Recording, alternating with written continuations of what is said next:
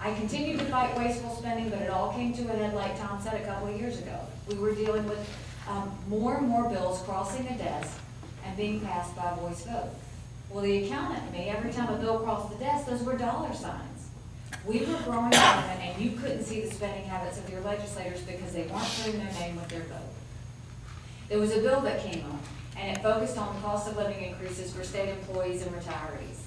And at the last minute, someone slipped in an amendment that would give legislators retirement perks. Not uncommon, they will do that. I just want you to know exactly who voted for it and who voted against it.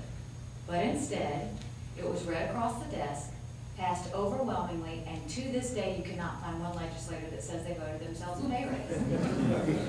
I got very upset, and the very next day, I filed a bill that said anything important enough to be debated on the floor of the House or the Senate is important enough for you to know how your legislators voted. There was a report that came out that year. Of all the bills passed in the South Carolina House, only 8% were on the record. Of all the bills passed in the South Carolina Senate, only 1% was on the record.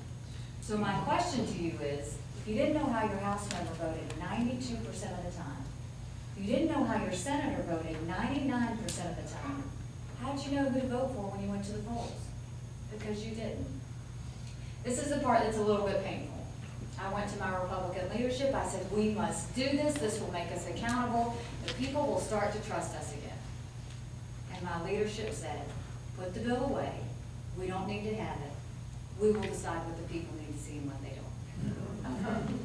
Now, to put that in perspective, I do want to give you an idea about my legislative career. My first year in office, I was chairman of the freshman class. My second year, I was majority whip.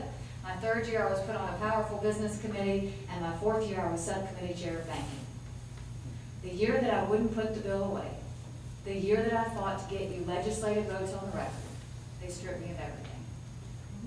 Now, I'm not a victim of that process. I was very aware if I moved forward, there would be punishment to pay. But while they were trying to show my colleagues, this is what we do to someone that steps out of line, I was trying to show my colleagues, this is what happens when we step out of line. I'm still strong. I'm still standing. I'm very aware of who I work for, and it wasn't anyone in that State House.